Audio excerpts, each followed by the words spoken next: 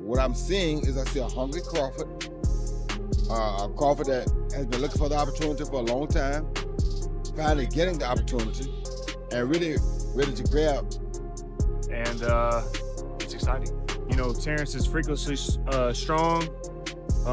He can punch. He's got good crack. He can fight from both ways. Orthodox southpaw. He can fight at mid-range, close range, outside, and he can fight going both ways. So it's exciting. It's exciting.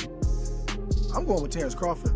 You know, big weight jump, a dangerous fight, but somebody's got to prove to me that they can break Terence Crawford's will and that he can't figure. Few rivalries in boxing history ignite as much discussion as a dream fight between Floyd Mayweather Jr. and Terence "Bud" Crawford. Both fighters symbolize the peak of their respective times. Experts and boxing insiders have argued endlessly over who would prevail. If these two brilliant minds of the ring ever met, the debate extends beyond talent into the realm of legacy. Mayweather's perfect precision against Crawford's adaptability and ruthless instinct. Definitely one of the greatest. He's done shit that Floyd Mayweather ain't done. Like what? Like what? For audience that don't know. He is a two-time undisputed champion. Floyd wasn't a one-time undisputed champion. So he has all the belts in one division and then moved up and got all the belts in another division. I don't know if that's ever happened in the history of boxing. Yes, and he beat the man. And he beat the man. Let's give Terence Crawford his flowers because everything he said he was going to do, he done it. Floyd Mayweather walked away with an immaculate 50-0 record. One of the most polished resumes the sport has ever seen. His career was defined by marquee victories over champions in 5 separate divisions. Mayweather's talent for shutting down both power punchers and technical stylists became the stuff of legend.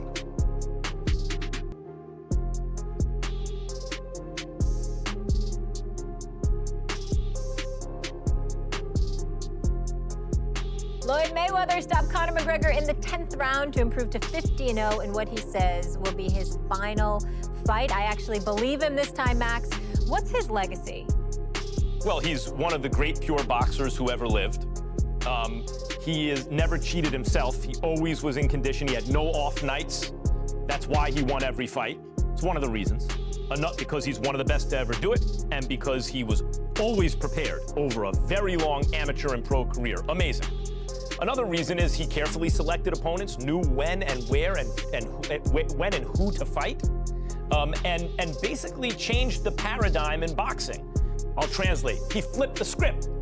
I mean, really, boxing is basically, and this is just the way it is, and I'm a huge boxing fan, and I make no apologies about it, but it is fans and networks essentially exploiting fighters. That's how it works. We want to, and we demand a level of dedication and risk-taking with your health that's insane, right? Like, someone's getting their head beaten every which way, and if you quit, you don't have heart. You can't be a great fighter, which is true, by the way. It's a blood sport. And usually fighters wind up broke and punch drunk. And Floyd Mayweather flipped the script. He said, no, I'm not going to let the game play me. I'm going to play the... Terence Crawford, on the other hand, has steadily created one of the strongest resumes of this era, earning undisputed titles in multiple weight classes and proving he can adjust to any opponent's strategy. His ability to switch stances, deliver sudden power, and apply elite ring intelligence has made him a nightmare inside the ropes. His dominance at welterweight has pushed him into pound-for-pound arguments, where only Mayweather's shadow seems to remain above.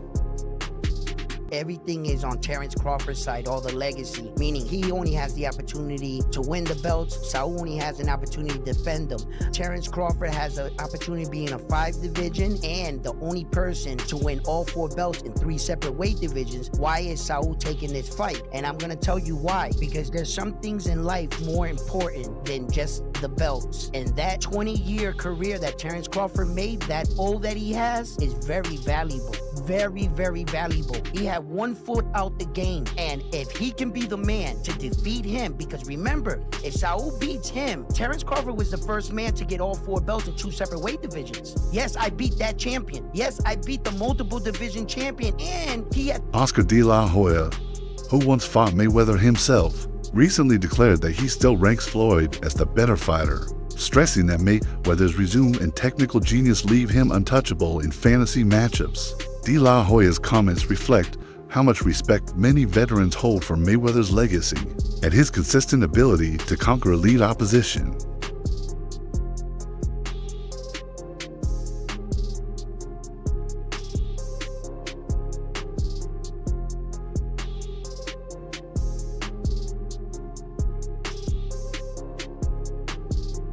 I have to disagree because Floyd Mayweather toyed with Canelo. Like, he literally toyed with him.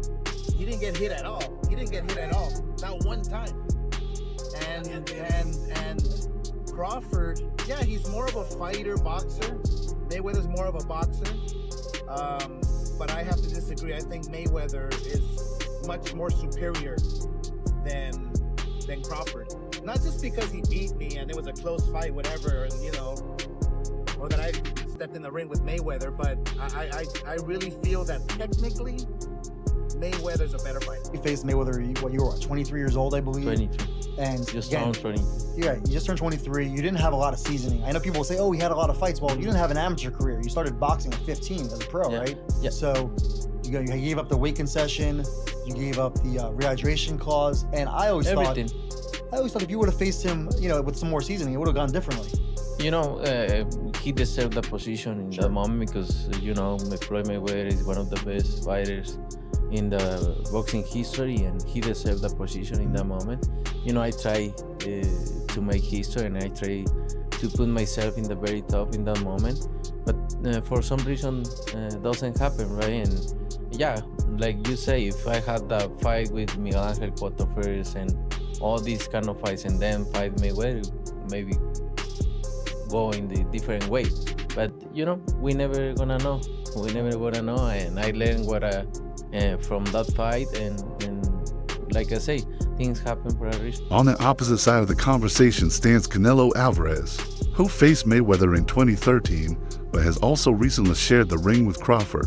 Canelo sparked controversy by saying Crawford is far superior to Floyd Mayweather, applauding Bud's intelligence, versatility, and the quality of his wins. Since Canelo has fought both men in different stages, his opinion carries unique weight.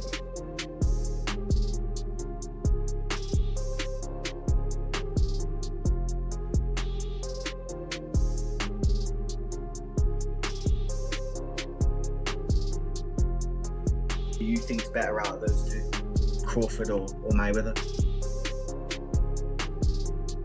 I think Crawford is better, bigger. Like he's actually moving weight class, and I would say Crawford is a better fight all around fighter. Mayweather's really good too, though. You can knock him as well. You know, he's very talented. It would have been a tough fight, but I think Crawford would have the edge over Mayweather because of the long arms and because it's bigger. You know what I'm saying? And he would have kept him at bay. You know, been hard for Mayweather to counter, maybe. But Mayweather's definitely a technician. I mean, like Crawford said, you know, Mayweather has his era, and Crawford, this is it. Shane Mosley, another veteran who lasted 12 rounds against Mayweather, has leaned in favor of Crawford in this fantasy bout, suggesting that Bud's well-rounded weapons make him more dangerous and complete than Floyd. Mosley's take reflects the insight of fighters who experience Mayweather firsthand. His brilliance is undeniable, but Crawford presents angles and tools Floyd never encountered.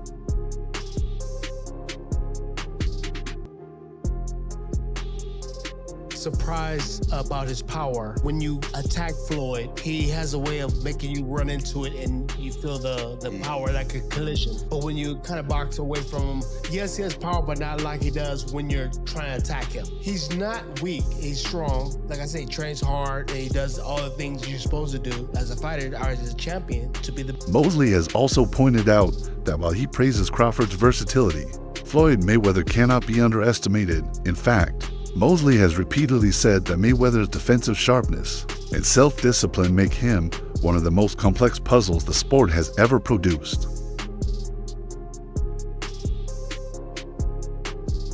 Everybody talk about Shane Cardi, but what was the issue? Shane started hesitating. Why did Shane hesitate? Because he took the best shot and he stood there, held on tight, and on top of that, made Shane feel his strength. and came back out like nothing happened the previous round. Right. But still stone cold. Right. And then Shane ends up being the one hesitating, waiting, and the fight get away from him. I'm saying Shane hit me with a hell of a shot. Okay. Actually, 2 shots. Oh, okay. But even in that particular round, what I said to Shane was this. I was like, you said something to him when you grabbed him. Said, you gotta kill me. Oh, shit. I wasn't ready, bro. I said, that was a good one. I said, that was a good one, but you gotta kill me. Said, you gotta kill me. And then, I'm not gonna lie. Andre Ward, Crawford's close ally and former world champion, has also strongly defended him against suggestions that his career falls short of Mayweather's. Ward highlights Crawford's adaptability, intelligence, and ability to dismantle high-level opponents as proof that he belongs in the conversation. Who's the most skilled fighter today? Floyd is definitely one of them, for sure. Tyke Shakur, Devin, Boots, one of my favorite. It's a lot of them, and they skillful in different ways. Mm-hmm. You know what I'm saying? Somebody that, like, I can bet the house on, but because me and him, we so much alike in our mentality. Like, soon as I see this dude, he come in the room or I come in the room, we start arguing. About basketball, wrestling, anything, bro. Like, man, you can't, man, you looking small. What you mean I'm looking small? You looking small. You gotta really hurt that dude to turn him away and to try to stop him from doing what he wanna do. So, skillful, yes. But this and this, it's different, man. There's not a lot of guys like that out there currently. There's a lot of guys that talk it. But until you get in that real fire, I'm not saying a guy, you fighting a guy you should beat. I'm saying a guy that it's a 50-50 matchup. We don't really know what you have. You don't even really know what you have. Ward has even called Crawford the greatest of his generation.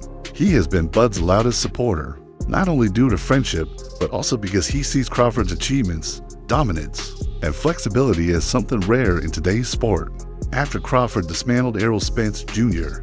Andre, we just seen Terence Crawford create greatness and beat 3 Canelo Alvarez tonight. What was your thoughts on that performance from Terence? Terence Crawford is great performance, man.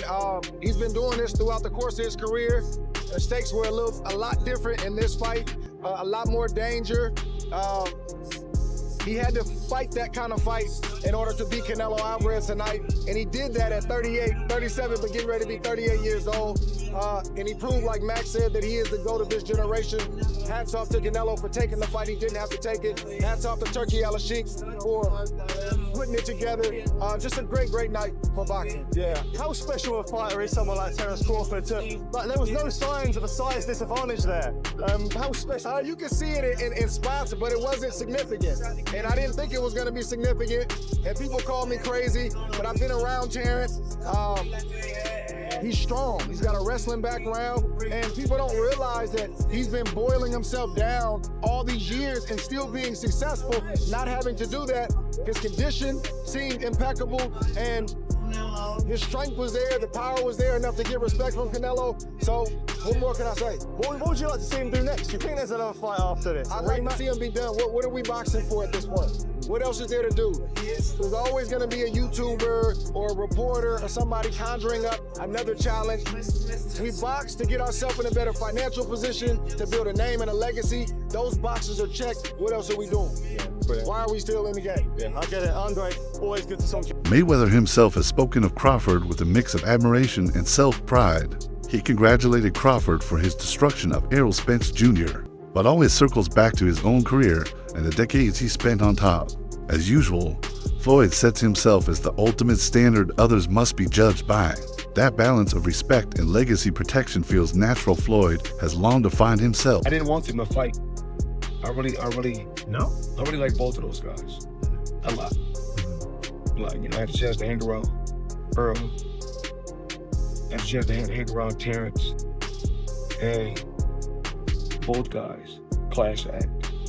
It would look like I'm leaning towards one guy because I boxed one guy before.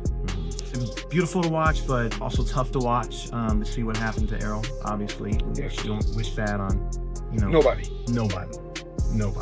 The best man won. If I was training him or I was in his corner, I don't think he should be fighting at 147 at all. I don't even think he should be fighting at 154. Really? I think he should be fighting at 160 or 168. Wow. It's just my honest opinion. Roy Jones Jr. has been outspoken about ranking Terence Crawford at or near the summit of today's pound-for-pound list. He noted that Crawford has been dominant for years and crowned him the current king, with only Naoya Inoue as a close challenger. Roy has also taken shots at Mayweather's legacy, arguing that while Floyd is great and deserves mention among the all-time elite, certain prime fighters and gotta rank him probably in your top 10, maybe even your top 5. Where do you rank Terence, in your opinion? I put him in the top 15, maybe the top 10, because he definitely has the skill of a top 5. Just that he hasn't had the opposition that some guys were able to get, and that's not his fault. He just made one of the best fighters in his weight class look like nobody. That's pretty damn good. Now he proved what we already thought. We just didn't see him against the best opposition near his weight class. See, this is the thing people don't understand. This is what I like about Bud. He reminds me of Roy. We ain't got to have the best opposition in our weight class. We want the best opposition near our weight class. There's been discussion that maybe, Crawford and Inoue are going back and forth tussling for like pound for pound, that maybe Inoue because of the multiple weight divisions. You're shaking your head no. Tell me why no. Because Inoue also, when he first moved up, he lost to Donaire. Don't forget that. Bud ain't lost nobody. Moving up or down, he moved up 3 times. He lost nobody. Don't tell me he better than Bud. Tim Bradley has openly declared that Terence Crawford would beat a prime Floyd. He argues Crawford's versatility, timing, strength, and ability to adjust mid-fight give him the upper hand. Bradley has also shown deep respect for Mayweather, calling him one of his favorites and praising his defense, speed, and footwork. Before Crawford faced Canelo, Bradley warned that if Terence Crawford would beat a prime Mayweather, I'm telling you right now, he would beat him. Yes, it would be a competitive fight, but Crawford, master thinker just like Floyd. What the advantage that Floyd has is that he has great defense. The advantage that Crawford has is that he not only can fight orthodox, he can also he's versatile. He can fish the southpaw stance. And we all know that Floyd don't like to fight southpaws. We know that. What happens when you have a guy just as smart as you are and able to make adjustments like Crawford? What happens when you have a guy that can hurt you with either hand? A guy that's powerful and strong like Crawford. A guy that's quick as Crawford. A guy that can fight you in the pocket. A guy that knows how to execute that Philly shell.